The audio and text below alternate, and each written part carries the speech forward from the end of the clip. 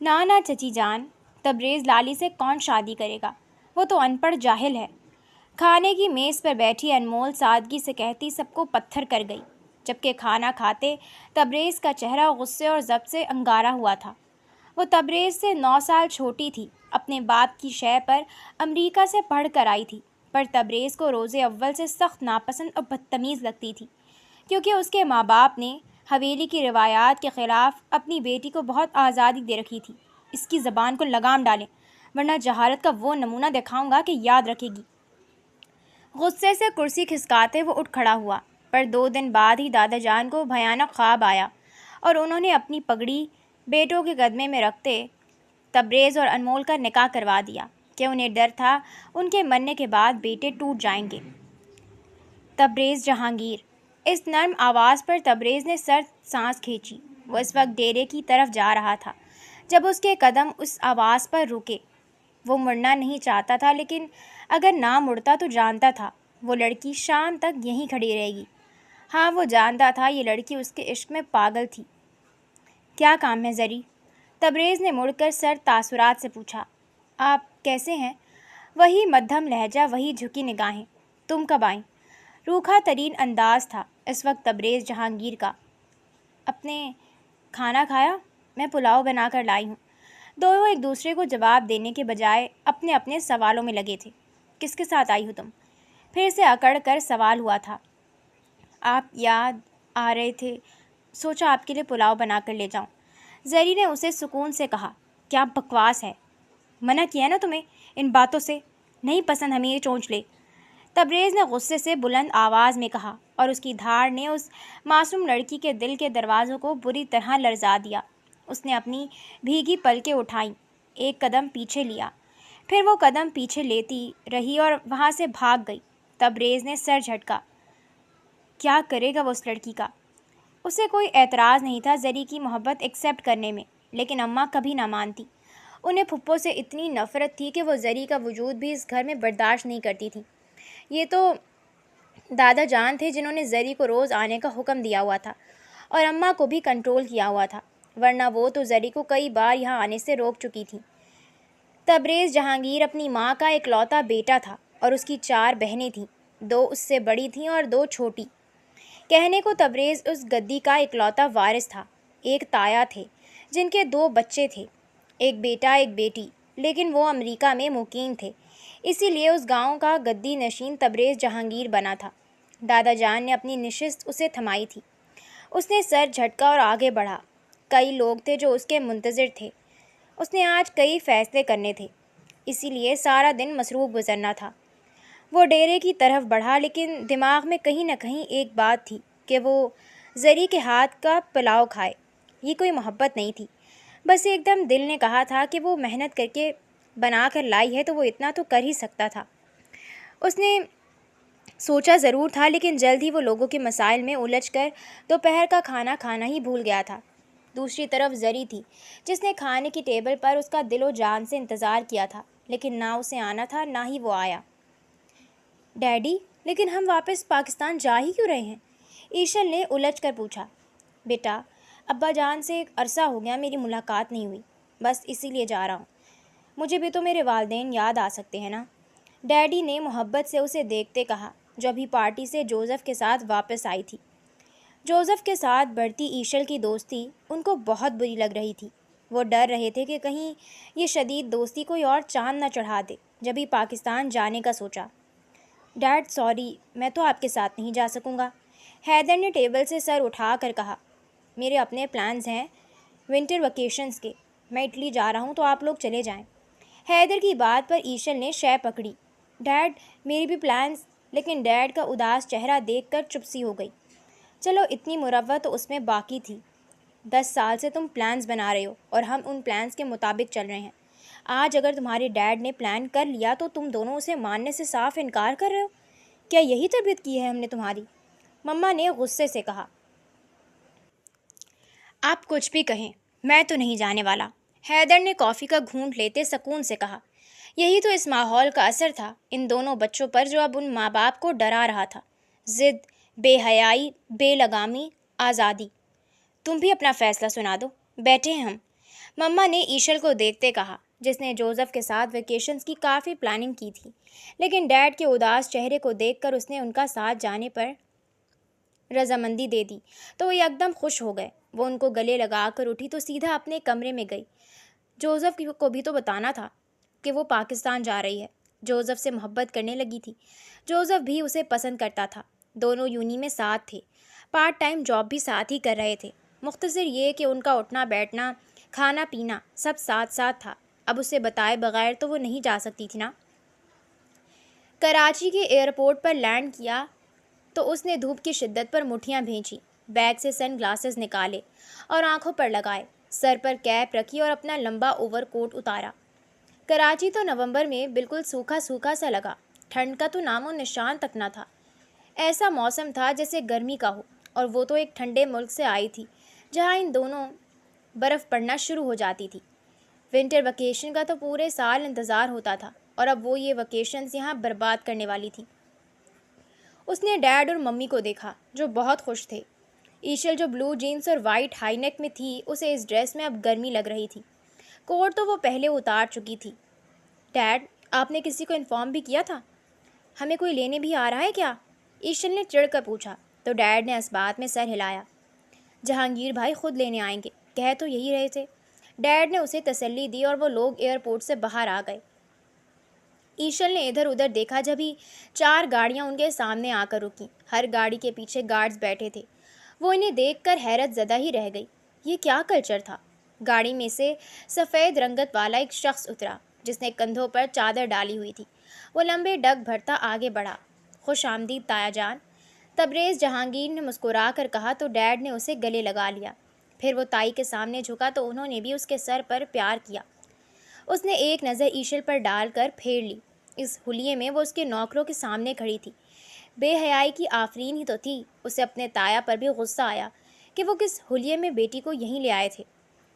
तुम लेट हो गए बेटे, और जहांगीर नहीं आया क्या? ताया ने गाड़ी में बैठ कर पूछा। ताया जान, रात दादा जान की तबीयत ख़राब हो गई थी तो बाबा उनके साथ हैं। हमें लेने भेजा है उन्होंने आपको। आप सुकून से बैठें, सफ़र लंबा है। या पहले किसी होटल ले चलूँ? तबरेज़ ने नरमी से पूछा। गाड़ी वो खुद चला रहा था। शहर से उनका गांव 3 घंटे की दूरी पर था। पहले किसी होटल पर स्टे करो, मैं फ़्रेश होना चाहती हूँ। किस कदर गर्मी है यहाँ। ईशल ने मुंह बनाकर अंग्रेज़ी में कहा तो तबरेज़ ने बैकव्यू मिरर से उसे देखा। ताया जान ने उसकी मुश्किल हल की। बेटा किसी होटल पर ले चलो पहले। उनकी बात पर तबरेज़ ने इस्बात में सर हिलाया। इसको इंग्लिश नहीं आती डैड? ईशल ने उर्दू में पूछा। हाँ, नहीं, वो जहांगीर अकेले ज़िम्मेदारी नहीं संभाल पा रहा था गांव की। जब ही नवी जवाब से तबरेज़ को स्कूल से हटा लिया था। डैड की बात पर ईशल की हसीन आंखें फैल गईं। ओह, पुअर गाय, यानी ये जाहिल है। ईशल अब उर्दू में बात कर रही थी और उसकी बात पर तबरेज़ ने खूनखार नज़रों से उसे देखा। वो लड़की गांव के सरदार को किस तरह डील कर रही थी। हम सीधा गांव जाएंगे, वक्त नहीं है मेरे पास, एक अहम जगह है, मुझे फ़ैसला करना है। तबरेज़ ने सर्द लहजे में कहा और गाड़ी की स्पीड बढ़ा दी। डैड, ये क्या बकवास की है इसने? ये आपकी बात को वैल्यू नहीं कर रहा। ईशल ने गुस्से से कहा। बेटा, तबरेज़ मसरूफ़ है, हमारे लिए वक्त निकाल कर आया है, इतना बहुत है।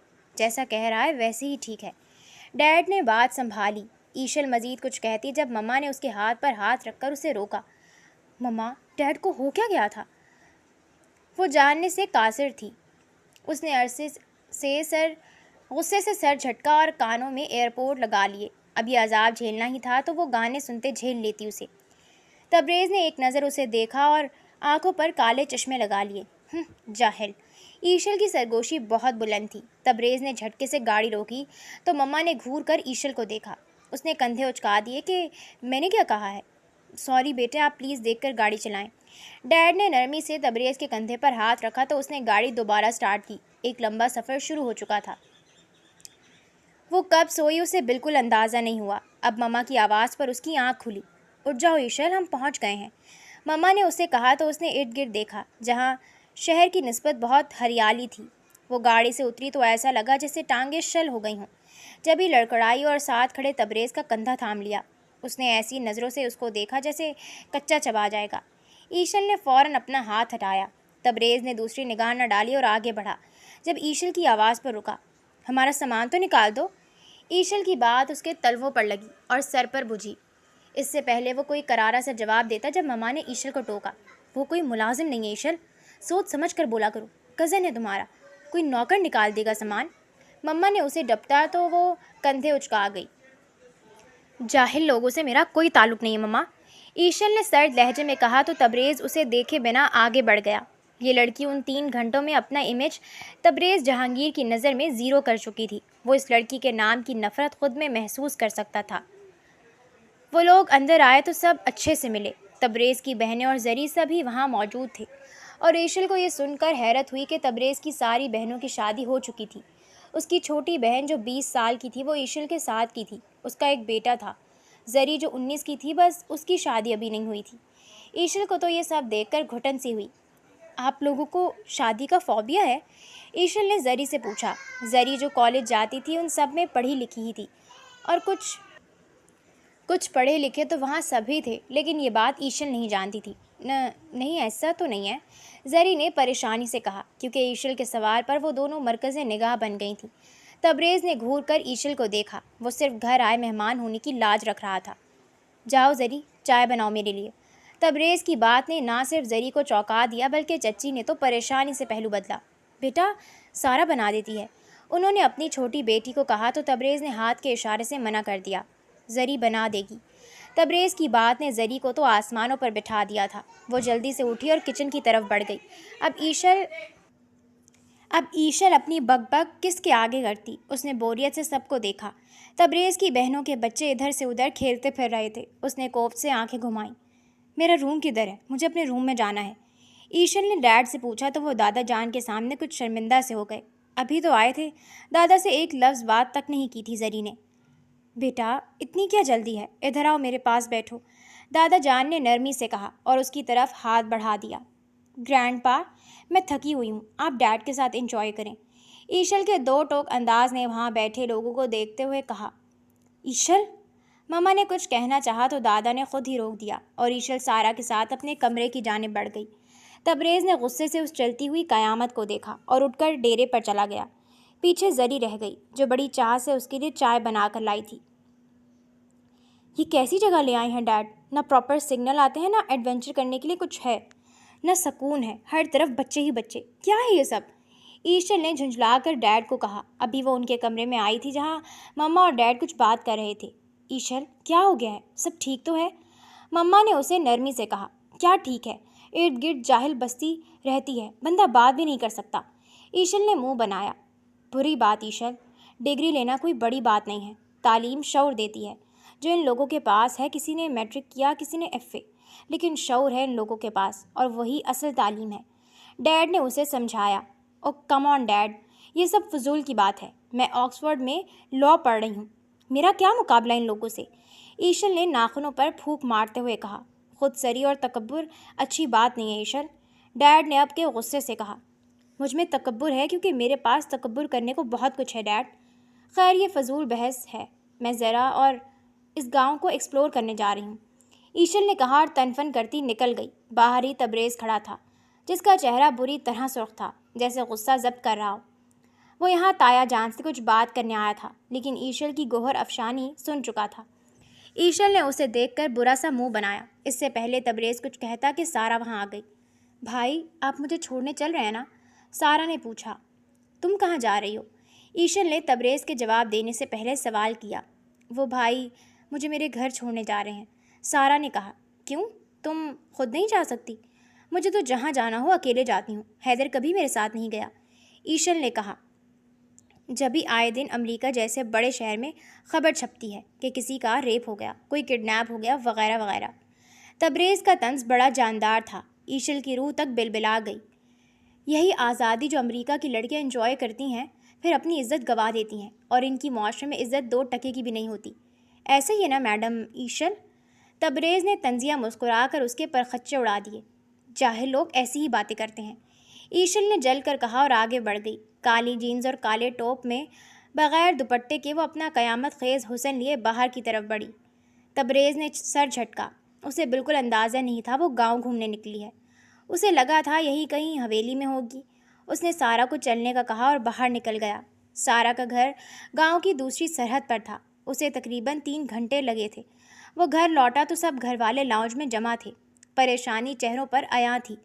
تایا تو ادھر سے ادھر مارچ کر رہے تھے۔ دادا جان بھی کرسی پر بے چین تھے۔ تائی تو باقاعدہ رو رہی تھیں۔ کیا ہوا ہے؟ تبریز نے پوچھا۔ بیٹا وہ ایشل 3 گھنٹے پہلے حویلی سے نکلی تھی، گاؤں گھومنے گئی تھی، اب تک واپس نہیں آئی۔ تایا جان نے بے چینی سے کہا۔ اچھا ہے اکیلے ایڈونچر کا مزہ لے۔ دل میں سوچا اور سر جھٹکا۔ کسی ملازم کو کہہ دیں، وہ ڈھونڈ لے گا، تبریز نے کہا اور اوپر کی طرف بڑھا۔ تبریز جہانگیر؟ دادا جان کی پکار پر اسے رکنا پڑا۔ جی دادا جان۔ اس نے دادا کو دیکھا۔ سردار اتنا لاپرواہ نہیں ہوتا۔ جیسے انہوں نے اسے کچھ یاد کروایا تھا۔ دادا جان سردار بالکل لاپرواہ نہیں ہے، لیکن کچھ لوگوں کو بہت شوق ہوتا ہے ایڈونچر کرنے کا، تو محترمہ وہی کرنے گئی ہیں، ہم کہاں ڈھونڈیں گے اسے؟ تبریز کے لفظوں پر تایا تائی تو شرمندہ ہو گئے، جبکہ دادا جان نے اسے گھورا۔ زبان کی تیز ہے ایشل، اس کا مطلب یہ نہیں کہ اسے اس کے حال پر چھوڑ دیا جائے۔ اسے راستے نہیں پتہ، تم دیکھو اس معاملے کو۔ دادا جان کی وہ بات ٹال نہیں سکتا تھا۔ جب ہی تنفن کرتا حویلی سے نکل گیا، اس کے گارڈز اور حویلی کی باقی ملازم پہلے ہی اسے ڈھونڈ رہے تھے۔ وہ بھی گاڑی میں بیٹھا اور نکل گیا۔ اس کا رخ ندی کی طرف تھا۔ بائی چانس اس کی گاڑی اس طرف مڑی تھی۔ شام اتر رہی تھی، لوگ گھروں کو لوٹ رہے تھے۔ کچھ ہی دیر میں مغرب کی اذانیں ہو جاتی۔ اب اس کو شدید غصہ آ رہا تھا۔ اس وقت تک ان کے گھر کی عورت گھر سے باہر تھی۔ گاڑی تیزی سے سڑک پر دوڑ رہی تھی اور پھر مزید وقت گزر گیا لیکن وہ نہ ملی۔ اس نے گاڑی جنگل کے راستے پر ڈالی تو پاس ہی کچھ لوگ ٹولی کی صورت میں کھڑے نظر آئے۔ گھر پر لگے چھوٹے سے بلب کی روشنی میں منظر واضح تھا۔ اس نے یہی گاڑی روک لی۔ وہ اترا تو پیچھے اس کے گارڈ بھی اترے۔ وہ مجمع کی طرف بڑھا جب سامنے وہ زمین پر بیٹھی نظر آئی۔ لوگ اشتیاق سے اس مخلوق کو دیکھ رہے تھے جو اس وقت پاؤں پکڑے زمین پر بیٹھی رو رہی تھی۔ کیا ہو رہا ہے یہاں؟ سردار تبریز جہانگیر کی آواز پر سب نے چونک کر اسے دیکھا اور لوگوں میں کھلبلی مچ گئی۔ ہر طرف سے سلام سائیں کی آوازیں بلند ہوئیں اور سب اس لڑکی سے دور ہو گئے۔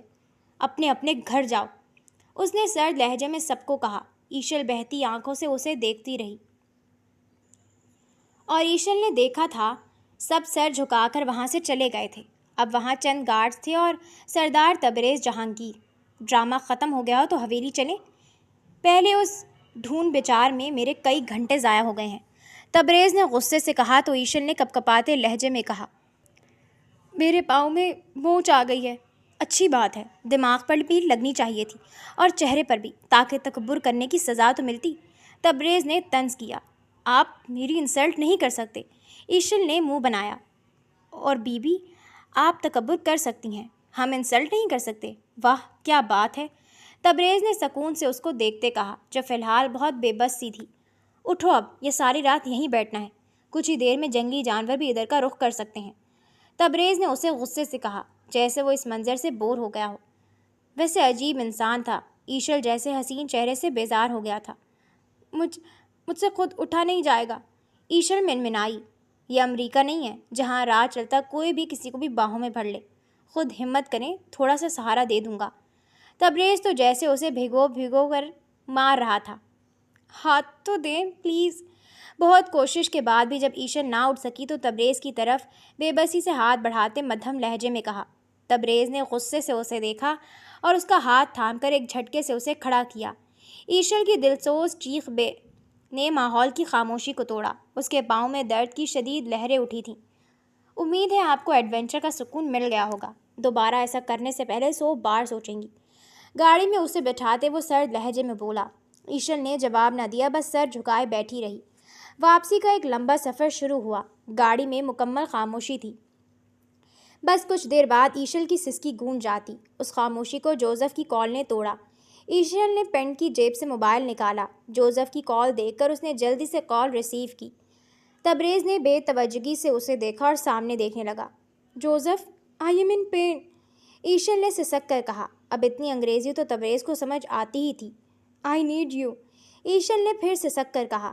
دوسری طرف کوئی شاید بہت بے چین تھا۔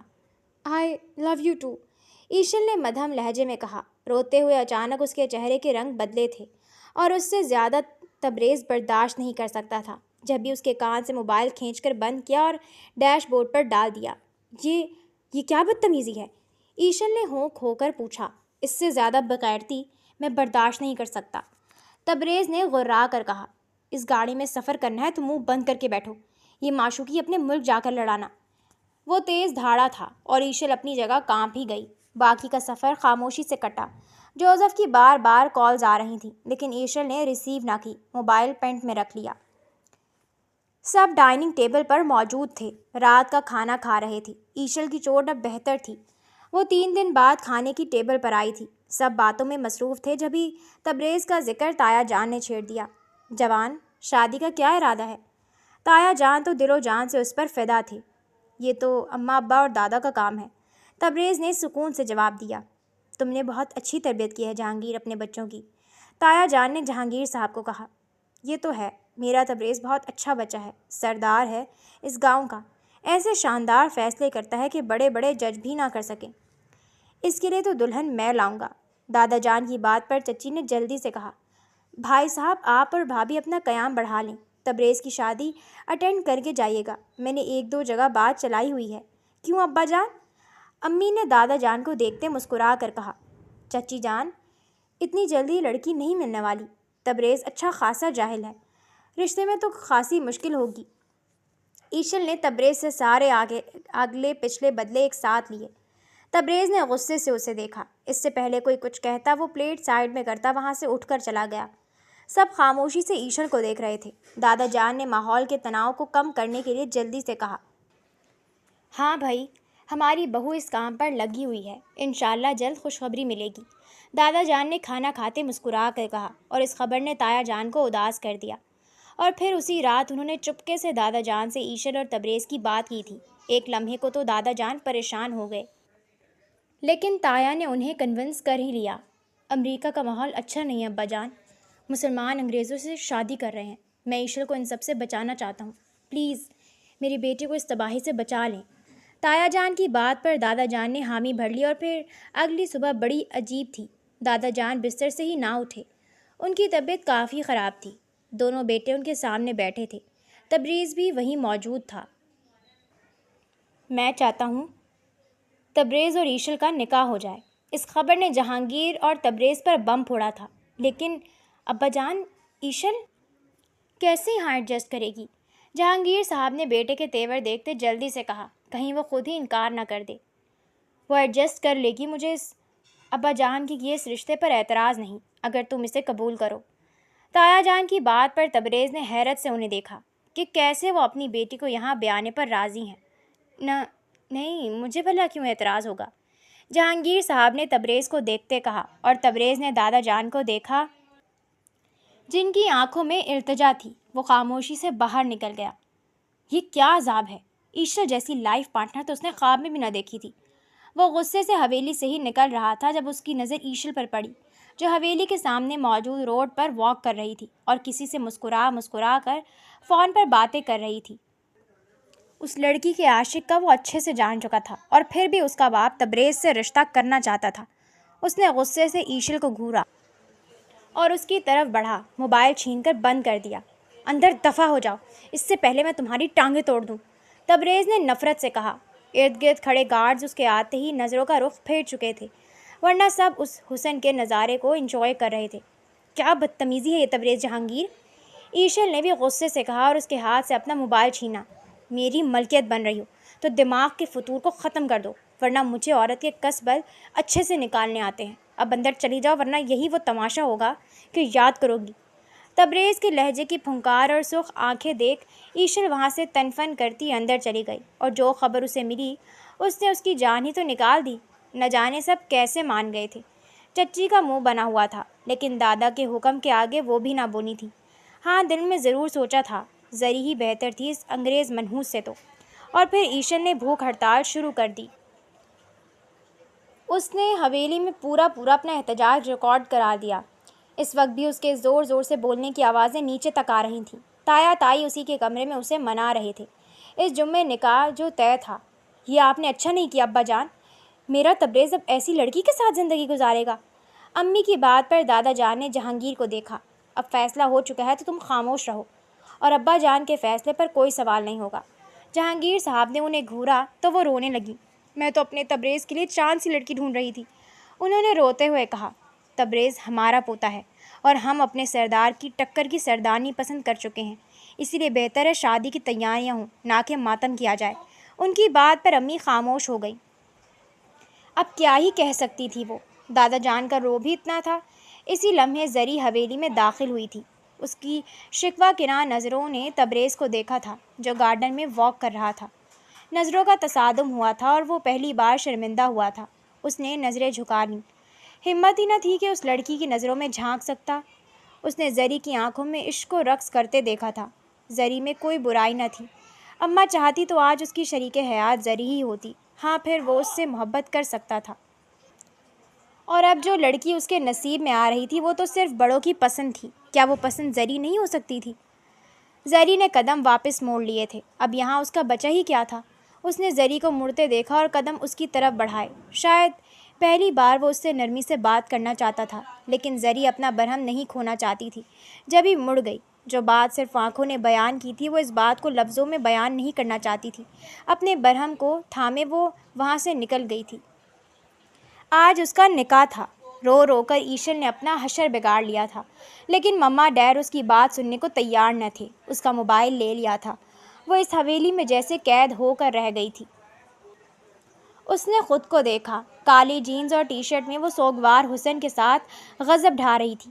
اس نے کمرے سے باہر جھانکا۔ فی الحال یہاں کوئی نہیں تھا۔ صبح کے 11 بج رہے تھے۔ ابھی کچھ دیر میں تبریز کی بہنوں نے پہنچ جانا تھا۔ وہ دبے قدموں سے تبریز کے کمرے کی طرف بڑھی، دروازہ نوک کیا اور اجازت ملتے ہی کمرے میں داخل ہوئی۔ بس ایک لمحے کے لیے وہ اسے اپنے کمرے میں دیکھ کر ٹھٹکا تھا، پھر سنبھل گیا۔ یہاں کیوں آئی ہو؟ ارد گرد لہجے میں سوال ہوا۔ مجھے یہ شادی نہیں کرنی، دو ٹوک انداز تھا۔ میں کیا کروں اس بارے میں؟ تبریز نے گھڑی باندھتے پوچھا۔ تمہیں سمجھ نہیں آ رہی؟ میں یہ شادی نہیں کرنا چاہتی۔ میں جوزف کو پسند کرتی ہوں۔ مجھے یہاں سے واپس جانا ہے۔ تم سردار ہو، فیصلہ کرو میرا۔ ایشل نے اپنا غصہ ضبط کرتے ہوئے کہا۔ فیصلہ دادا جان کر چکے ہیں، تم چاہو یا نہ چاہو، نکاح تو ہوگا۔ تبریز نے اسے دیکھتے دو ٹوک کہا۔ جاہل انسان، دادا کو بیچ میں کیوں لا رہے ہو؟ یوں کہو مجھے دیکھ کر نیت خراب ہو گئی ہے تمہاری، اب شادی سے انکار نہیں کرنا چاہتے، ایشل نے نفرت سے کہا۔ تبریز نے غصے سے مٹھیاں بھینچی۔ اگر تمہیں ایسا لگتا ہے تو ایسا ہی صحیح، سمجھو نیت خراب ہو گئی ہے۔ تم جیسی دو ٹکے کی لڑکی پر جس کا کوئی کردار نہیں، جس کے باپ کو ڈر ہے وہ کسی انگریز کے ساتھ منہ کالا نہ کر لے، اسی لیے زبردستی تھار میں رکھ کر اپنی بیٹی مجھے ہی پیش کر رہا ہے۔ تبریز کی دھاڑ پر ایشل اپنی جگہ کام گئی۔ پرسوں ہی تو تبریز نے تایا اور دادا جان کی باتیں سن لی تھی۔ بکواس ہے یہ، ڈیڈ ایسا نہیں کر سکتے، ایشل بڑبڑائی۔ ایسا ہی ہے میڈم، اب دفع ہو جائے یہاں سے۔ تم میں تہذیب نہیں ہے، لیکن مجھ میں ہے کہ نکاح سے پہلے تم میرے کمرے میں نہیں آ سکتی۔ حرام ہو تم، فی الحال مجھ پر۔ تبریز نے پرفیوم اٹھاتے اسے یہاں سے جانے کا کہا اور اپنے اوپر پرفیوم کرنے لگا۔ ایشل نے نم نگاہوں سے اسے دیکھا اور وہاں سے بھاگ گئی۔ اب نیچے ایک نیا محاذ کھل گیا تھا۔ ایشل حویلی چھوڑ کر جانا چاہتی تھی۔ یہ سب تایا کا درد سر تھا کہ وہ ایشل کو کیسے قابو کرتے، اسی لیے تبریز وہاں سے ڈیرے پر چلا گیا۔ وہ یہیں رہ کر اپنا موڈ مزید خراب نہیں کرنا چاہتا تھا۔ اور بالآخر نکاح ہو گیا۔ ہر طرف خوشی کا سما تھا، لیکن ایشل کمرے سے باہر نہیں نکلی تھی۔ نہ جانے کس دھمکی پر اس نے نکاح نامے پر سائن کیے تھے۔ تبریز نہیں جانتا تھا، نہ ہی اسے کوئی انٹرسٹ تھا۔ وہ نکاح کے بعد حویلی میں داخل ہوا۔ یہ رسم تھی کہ دولہا دلہن کو ساتھ بٹھایا جاتا، لیکن یہی تو دلہن جڑ سے غائب تھی۔ تبریز نے مٹھیاں بھینچی اور ایک نظر زری سے ملی، اداس آنکھیں جو چیخ چیخ کر شکوہ کر رہی تھیں، اور تبریز کے دل نے پہلی بار کہا تھا، کاش ایشل کی جگہ زری ہوتی۔ زری نے ہی نگاہوں کا زاویہ بدلا تھا۔ وہ مزید دل کے ہاتھوں مجبور نہیں ہونا چاہتی تھی، اور ابھی کچھ ہی دیر گزری تھی کہ تایا جان نے دادا جان کو آج ہی رخصتی کا کہہ دیا تھا۔ ایشل کے جو حالات تھے، بہتر تھا تبریز خود ہی سب سنبھال لے۔ اس نے نخوت سے سر جھٹکا۔ ایسا بھی کون سا گل کھلائے بیٹھی ہے ان کی لڑکی جو انہیں اتنی بے تابی ہے رخصتی کی؟ اور دادا نے بھی ہاں بھر دی۔ اس طرح ایشل محترمہ تبریز کی بہنوں کے جھرمٹ میں اس کے کمرے میں پہنچ گئیں۔ تبریز کی بہنیں بھی خاموش تھیں۔ کچھ بھی تو روایتی نہ تھا۔ سب کو کہا گیا تھا دلہن کا دیدار ولیمے پر ہوگا۔ چچی الگ تپی تپی پھر رہی تھی۔ سب نے کھانا کھایا اور آہستہ آہستہ سب لوگ چلے گئے۔ رات کے 12 بج رہے تھے جب تبریز اپنے کمرے کی طرف بڑھا۔ نہ اس کی بہنیں کسی شوق رسم کے لیے کھڑی ہوئیں، نہ ہی کوئی اور رسمیں ہوئیں۔ ایسا لگا جیسے کوئی بوجھ ٹل گیا ہو۔ وہ سرد سانس کھینچتا کمرے میں داخل ہوا جو فوراً سجوایا گیا تھا، لیکن اس کی پاگل بیوی سب کچھ تباہ کیے زمین پر بیٹھی تھی۔ اس کی جولری کمرے میں بکھری پڑی تھی۔ یہ اس کی خاندانی جولری تھی جو اس لڑکی کی نظر میں 2 کوڑی کی تھی۔ دوپٹہ ایک طرف پڑھا ماتم کر رہا تھا اور بال کمر پر جھول رہے تھے۔ وہ گھٹنوں پر سر رکھے رونے میں مشغول تھی۔ تبریز نے دروازہ بند کیا اور ایشر نے سر اٹھا کر اسے دیکھا اور نفرت سے منہ موڑ لیا۔ اور اب کہاں تبریز ان نخروں کو برداشت کرتا؟ یہ لڑکی تو اب اس کی ملکیت تھی، اس کی جاگیر۔ یہ ناز نخرہ اس کمرے کے باہر تک تھا۔ یہاں تم میری ملکیت ہو، میری بیوی۔ میں تمہاری آنکھ کا ٹیڑھا زاویہ برداشت نہیں کروں گا۔ مجھے جانور بننے پر مجبور مت کرنا۔ یہی تمہارے حق میں بہتر ہے کہ اٹھو اور یہ سب سمیٹو۔ تبریز کی بات پر ایشا نے نخوت سے سر جھٹکا، جیسے اس کی بات ہی جھٹک دی ہو، اور بس تبریز اس کے سر پر پہنچ گیا۔ بہت اکڑ ہے نا تم میں، پہلے یہی نکالتا ہوں۔ تبریز اس پر جھپٹا تھا اور کسی بے جان شے کی طرح اسے بیڈ پر پٹخ دیا، اور بس کمرے میں تبریز جہانگیر کی حکومت کا بول رہا تھا۔ ایشل صوفے پر بیٹھی تھی، یہاں کے روایتی لباس میں۔ اس کی وارڈروب میں سارے کپڑے مشرقی تھے۔ ابھی کچھ دیر پہلے تبریز نے خود اسے ڈارک بلو کلر کا کامدار کرتا پاجامہ نکال کر دیا تھا کہ وہ یہ پہنے، اور پھر خود فریش ہونے چلا گیا۔ کمرہ بھی ایشل سے زبردستی صاف کروایا تھا۔ جو روتے سسکتے اس نے صاف کیا تھا۔ اس کی اکڑ، تیزی اور زبان درازی تو رات یہی اسی کمرے میں کھو گئی تھی۔ اس کا کانفیڈنس اس سردار نے چٹکیوں میں توڑا تھا۔ وہ انہی سوچوں میں گم تھی جب سفید سوٹ میں تبریز فریش سا باہر آیا۔ اس نے شیشے میں ایشل کا سوگوار حسن دیکھا۔ وہ بال بنانے لگا، لیکن ایشل نے آنکھ اٹھا کر بھی اسے نہ دیکھا۔ اٹھو، چوڑیاں پہنو اور ذرا میک اپ کرو۔ تبریز کی بات پر ایشل نے اسے دیکھا اور اٹھ گئی۔ واہ، تم تو ایک رات کی مار تھی، خام خواہ شور ڈالا ہوا تھا۔ تبریز نے جیسے اس کا مذاق اڑایا۔ ایشل خاموش رہی۔ اس کے حکم کے مطابق چوڑیاں پہنی، تھوڑا سا میک اپ کیا اور شیشے کے آگے سے ہٹ گئی۔ تبریز صوفے پر بیٹھا اسے ہی دیکھ رہا تھا۔ تبریز نے نظر بھر کر اس حسن کے مجسمے کو دیکھا جو اب مکمل اسی کی تھی۔ ادھر آؤ، مدھم مگر بھاری لہجے میں اسے پکارا۔ وہ بے جان قدموں سے اس کی طرف بڑھی۔ تبریز نے ہاتھ بڑھا کر اسے پاس بٹھا لیا، پھر ساتھ دراز سے ایک کیس نکالا۔ یہ تمہارے لیے۔ اس نے ٹی کے نام کی بھاری چین اور پینڈنٹ اسے دیا۔ ٹی کا سٹائل قابل رشک تھا۔ نیچے سب منہ دکھائے کا پوچھیں گے تو یہ گلے میں ڈال لو، تبریز نے اسے دیکھتے کہا۔ وہ نظریں جھکائے بیٹھی تھی۔ جولری کیس ان دونوں کے بیچ رکھا تھا۔ نہ ایشل نے اٹھایا نہ دیکھا۔ چلو میں خود پہنا دیتا ہوں، تبریز نے سرسراتے لہجے میں کہا۔ ایشل نے اب بھی نظریں نہ اٹھائیں اور تبریز نے اٹھ کر اس کے بال ایک طرف کیے۔ اپنے دیے نشانات اس کی گردن پر دیکھ بس ایک لمحے کو وہ شرمندہ ہوا، پھر اس کی گردن میں اپنے نام کی زنجیر ڈال دی۔ ایشل سر جھکائے بیٹھی رہی۔ چلو نیچے چلتے ہیں، تبریز نے کہا تو وہ اس کے ساتھ ہو گئی۔ دونوں ساتھ ساتھ نیچے اترے تھے۔ ایشل نے تبریز کے کہنے پر دوپٹہ سر پر لیا تھا جو اس سے سنبھالا نہیں جا رہا تھا۔ آج تک لیا ہی نہیں تھا تو اب کیسے لیتی؟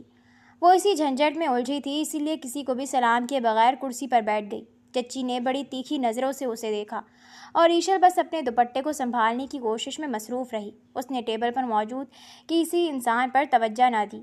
ایشل، مما نے اسے پکارا، لیکن اس نے آنکھ اٹھا کر بھی انہیں نہ دیکھا۔ اس سے زیادہ وہ فرمانبرداری نہیں شو کر سکتی تھی۔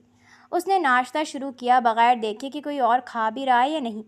تبریز اسے دیکھ کر رہ گیا۔ وہ کسی روبوٹ کی طرح ہی بیہیو کر رہی تھی۔ ایشل، چندا ادھر آؤ، مجھے تمہیں کچھ دینا ہے۔ دادا جان کی بات پر ایشل نے نظر اٹھائی اور کیا تھا ان نظروں میں؟ غصہ، جنون، لیکن وہ کسی ٹھہری ہوئی جھیل کی طرح ساکت تھی۔ وہ اپنی کرسی سے اٹھی اور دادا جان کے پاس کھڑی ہو گئی۔ دادا جان نے اسے کنگن گفٹ کیے تھے۔ وہ انہیں تھامتے واپسی کے لیے مڑ گئی۔ سب خاموشی سے اسے دیکھتے رہ گئے۔ سنبھل جائے گی، وقت لگے گا۔ دادا جان نے ایشل کو دیکھا جو سیڑھیاں چڑھ رہی تھی۔ سب ناشتہ دوبارہ کرنے لگے۔ ایشل نے کمرے میں آ کر ان کنگنوں کو دیکھا اور پھر شیشے میں اپنے حلیے کو۔ غصے کی شدت سے وہ کانپ رہی تھی، لیکن اب کیا ہی ہو سکتا تھا؟ اس نے نوچ کر اپنے اوپر سے دوپٹہ کھینچا اور ایک طرف پھینک دیا، پھر اپنے گلے میں تبریز کے نام کی چین نوچ کر اتاری۔ وہ اپنے وجود سے ہر چیز ایسے نوچ رہی تھی جیسے تبریز کا لمس مٹانا چاہتی ہو، اور پھر سر پکڑ کر بیٹھ گئی اور سسک سسک کر رو دی۔ یہ کیا ہوا تھا اس کے ساتھ؟ وہ تو انسانی حقوق کی علمبردار بنتی تھی، وہ تو لا کر رہی تھی، لوگوں کے حقوق کا تحفظ کرنا اس کا شوق تھا۔ لیکن اس کے ساتھ کیا ہوا تھا؟ وہ تو اپنے حقوق کی حفاظت نہیں کر پائی تھی، کسی اور کی جنگ کیسے جیتتی؟ اسے اپنے ماں باپ سے نفرت محسوس ہو رہی تھی، اور نفرت تو اس وقت وہ تبریز کے ساتھ ساتھ پوری حویلی سے محسوس کر رہی تھی۔ لیکن وہ بہت بے بس تھی۔ ڈیڈ نے اس کا پاسپورٹ چھین لیا تھا، اس کے کریڈٹ کارڈز، سب کچھ ڈیڈ نے لے لیا تھا، یہاں تک کہ انہوں نے دھمکی دی تھی کہ وہ اسے ہمیشہ کے لیے چھوڑ دیں گے، کبھی اس کی شکل نہیں دیکھیں گے۔ اور بھی بہت سی باتیں تھیں جو ڈیڈ نے اسے کہی تھیں، اپنی کنپٹی پر بندوق رکھ کر تو اس سے نکاح نامے پر سائن کروائے تھے۔ اب کہاں کرتی وہ ان سے محبت؟ سب کچھ لمحوں میں ختم ہوا تھا۔ وہ زمین پر بیٹھی رو رہی تھی جب تبریز کمرے میں آیا۔ کیا بدتمیزی کی ہے تم نے نیچے؟ اس نے اسے لٹا پٹا بیٹھا دیکھ سوال کیا۔ اس لڑکی کی آنکھیں اسے ڈسٹرب کر رہی تھیں۔ کیوں وہ منہ سے کچھ بول نہیں رہی تھی؟ اس کی زبان تو بہت تیز تھی۔ اب یہ کیا ڈرامہ لگا رہی تھی وہ؟ سوری، یہ وہ لفظ تھا جو کل سے اب تک ایشل نے بولا تھا، بس ایک لفظ، سوری، اور ایشل کہہ دے۔ یہ بیچاری کا ڈھونگ کرنا بند کرو۔ کوئی ظلم نہیں ہوا تمہارے ساتھ، سب کی شادیاں ہوتی ہیں، تمہاری بھی ہو گئی۔ ہاں، اگر جوزف یاد آ رہا ہے تو اور بات ہے۔ تبریز کے طنز پر ایشل نے ایک نظر اسے دیکھا، آنکھوں میں بڑی تیزی سے نمی جمی ہوئی تھی۔ وہ اٹھی اور واش روم کی طرف بڑھ گئی، پیچھے تبریز غصے سے کمرے سے نکل گیا۔ ان کا ولیمہ دھوم دھام سے ہوا تھا۔ تبریز کے چہرے پر تو مسکراہٹ تھی، جبکہ ایشل کسی روبوٹ کی طرح بیٹھی تھی۔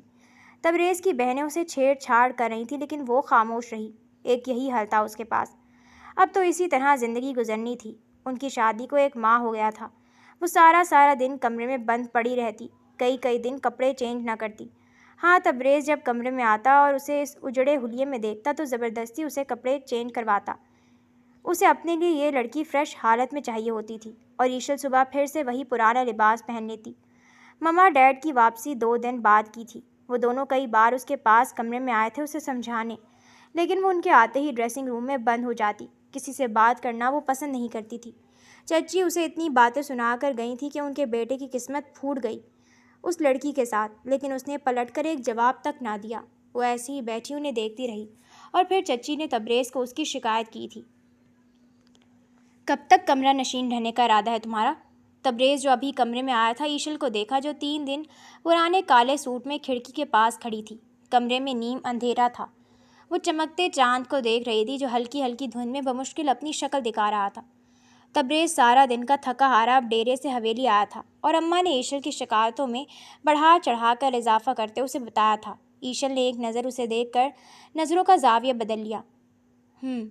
خاموشی اچھی چیز ہے، اور تم جیسی لڑکی کے لیے تو بہت ضروری تھی، لیکن اس کا مطلب یہ نہیں ہے کہ تم اس خاموشی کو منہ کی مار میں تبدیل کر دو۔ آئندہ میری بات کا جواب نہ دیا تو اچھا نہیں ہوگا۔ تبریز نے اس کے پہلو میں کھڑے ہوتے اسے دیکھتے کہا، جو بالکل مرجھا گئی تھی، آنکھوں کے نیچے ہلکے پڑ گئے تھے۔ کیا بدتمیزی کی ہے تم نے امی کے ساتھ؟ تبریز نے اس کے بالوں کی لٹ کو کان کے پیچھے کرتے پوچھا۔ انداز بہت نرم تھا۔ انہیں کیا شکایت ہے مجھ سے؟ ایشل نے اس کی آنکھوں میں دیکھ کر سوال کیا۔ بغیر دوپٹے کے وہ کھڑکی کھولے کھڑی تھی، ان سرد ہواؤں سے جیسے ضد باندھ کر جنگ لڑ رہی تھی۔ ایسا کب تک چلے گا؟ یہ تمہارا روبوٹ والا انداز تایا تائی کو بھی تکلیف دیتا ہے۔ تم اس حویلی کی سردارنی ہو، اپنی ذمہ داریوں کو سمجھو۔ کل سے تم امی کا ہر کام میں ساتھ دو گی، تبریز نے نرمی سے کہا۔ اس لڑکی کی اداسی اب تبریز کو تنگ کرتی تھی۔ وہ کئی دن بات تک نہیں کرتی تھی۔ آج بھی نہ جانے کتنے دن بعد تبریز نے اس کی آواز سنی تھی۔ غربت کے لمحوں میں بھی وہ بس آنکھیں بند کیے ایسے پڑی رہتی جیسے کوئی بے جان گڑیا ہو۔ جی، اس کی اتنی لمبی تقریر پر بس وہ اتنا ہی بولی تھی، اور وہاں سے ہٹ گئی تھی۔ کھڑکی سے بستر تک جاتے اس کا پاؤں اس کی لمبی قمیض میں 2 بار پھنسا تھا۔ کہاں عادت تھی اسے ایسے لباس کی؟ 2 بار گرتے بچی، پھر بستر پر بیٹھ گئی۔ کل سارا کی طرف دعوت ہے، تیار ہو جانا۔ تبریز نے گھڑی اتارتے کہا تو اس نے بس اسبات میں سر ہلایا، اور وہ سونے کے لیے لیٹ گئی۔ تبریز نے دیکھا تو فوراً بولا، اٹھو، کپڑے چینج کر کے آؤ، اور تھوڑا تیار ہو۔ ایشل نے اسے دیکھا جس کی آنکھیں واضح پیغام دے رہی تھیں، میری طبیعت نہیں ٹھیک، نہیں سو پلیز۔ ایشل نے مدھم نم لہجے میں کہا، ایسا بھی کیا ہوا ہے تمہیں؟ اور ایشل نے مزید بحث نہ کی، وہ خاموشی سے اٹھی اور ڈریسنگ روم کی طرف بڑھ گئی۔ اس کے قدموں کی لڑکھڑاہٹ تبریز نے نوٹس کی تھی، اور پھر اس رات تبریز نے اسے صرف اپنے پاس لیٹا لیا تھا اور ہلکے ہاتھ سے اس کا سر دباتا رہا۔ وہ تیار سی اس کے پہلو میں تھی، لیکن وہ اپنی بیوی کا سر دبا رہا تھا، بغیر کچھ بولے۔ ایشل ششدر تھی اس کی حرکت پر۔ وہ صبح اٹھی تو اس کا سر چکرا رہا تھا، حالانکہ یہ تو اس کے ساتھ پچھلے ایک ہفتے سے ہو رہا تھا۔ مما ڈیڈ کل واپس چلے گئے تھے۔ ایشل نہ ان سے ملی نہ ہی اپنے کمرے کا دروازہ کھولا۔ دل عجیب ہو رہا تھا، ایسا لگ رہا تھا وہ چیخیں مار مار کر روئے گی، لیکن خود کو سنبھالتی پنک جوڑے میں نیچے آ گئی۔ 1.5 ماہ ہو گیا تھا، لیکن آج تک اسے ڈھنگ سے دوپٹہ لینے نہ آیا تھا، اور ابھی بھی وہ 2 بار سیڑھیوں سے گرتے گرتے بچی تھی۔ بغیر میک اپ کے وہ سادی سی بھی حسین لگ رہی تھی، لیکن اس کی آنکھوں کی اداسی نے ان آنکھوں کو بڑا بوجھل کر دیا تھا۔ وہ بمشکل ہاتھوں میں دوپٹہ تھامے نیچے آئی تو چچی نے اسے گھور کر دیکھا۔ اب تو ان کا میدان بالکل صاف تھا۔ دوپٹہ سر پر لینا کا ہوتا ہے، نہ کہ ہاتھوں میں۔ آج کے دن کا پہلا طنز چچی کی طرف سے ہوا۔ جاؤ کچن میں، اب منہ کیا دیکھ رہی ہو؟ چائے بناؤ، دودھ پتی، چچی نے غصے سے کہا، اور وہ کچن میں آ گئی۔ دوپٹہ ایک طرف چیئر پر رکھا اور چیزیں دیکھیں۔ امریکہ میں تو ٹی بیگ سے وہ سکون سے چائے بنا لیتی تھی۔ کیٹل میں پانی گرم کیا اور سب چیزیں کپ میں ڈال کر مکس کر دیں۔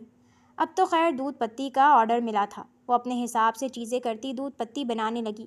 ملازمہ سے چولہا جلوا لیا، ورنہ وہ تو الیکٹرک چولہا یوز کرنا جانتی تھی۔ بس ملازمہ چچی کی آواز پر باہر نکلی، تب تک چائے میں ابال آ گیا، اور بس ایشل نے چائے کے برتن کو بے دھیانی میں تھام لیا۔ چائے اس کے پیروں پر گری اور ہاتھ بھی جل گئے۔ اس کی چیخوں پر سب سے پہلے چچی اندر آئی اور پھر تبریز۔ ادھر آؤ، کیا ضرورت تھی تمہیں کچن میں آنے کی؟ آئندہ ان کاموں میں پڑنے کی ضرورت نہیں ہے۔ تبریز نے اس کا ہاتھ تھام کر پانی کے نیچے کیا، لیکن اس کے رونے پر وہ اسے لیے باہر نکل گیا۔ اس کا رخ ڈاکٹر کی طرف تھا، اور وہاں اس کی ٹریٹمنٹ کے ساتھ جو خبر تبریز کو ملی وہ ان دونوں کو اپنی اپنی جگہ خاموش کر گئی۔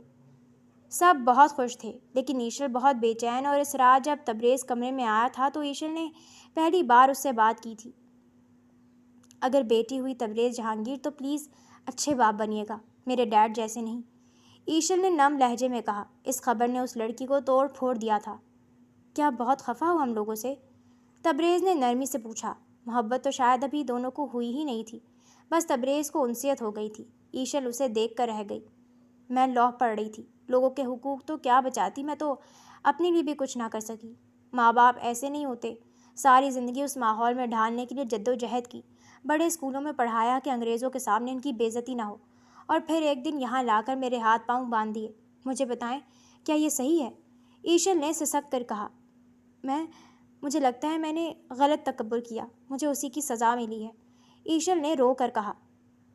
ایشل ادھر دیکھو، اگر ہم دونوں کوشش کریں تو زندگی آسان ہو سکتی ہے، تبریز نے نرمی سے اس کے آنسو صاف کرتے کہا۔ میں مانتا ہوں تایا نے غلط کیا، لیکن تم تو میرا نصیب تھی، پھر کیسے امریکہ میں رہ سکتی تھی؟ تبریز نے اس کے ماتھے پر بوسہ دیتے پوچھا۔ یہ لائف سٹائل تمہیں پسند نہیں، تم جو چاہو کرو، جیسی مرضی ڈریسنگ اس کمرے میں کرو، لیکن اس حویلی کی کچھ روایات ہیں۔ تمہیں اللہ نے سردانی کا درجہ دیا ہے، تم اب بھی لوگوں کے حقوق کے لیے لڑ سکتی ہو، بس تھوڑا نظریہ بدلنے کی دیر ہے، تبریز نے اسے سمجھایا۔ اور میری جان، میں تمہارا وعدہ ضرور نبھاؤں گا، اپنی بیٹی کو مکمل آزادی دوں گا، وہ نہیں ہونے دوں گا جو تمہارے ساتھ ہوا۔ ایشل نے حیرت سے اسے دیکھا، یعنی وہ جانتا تھا کہ اس کے ساتھ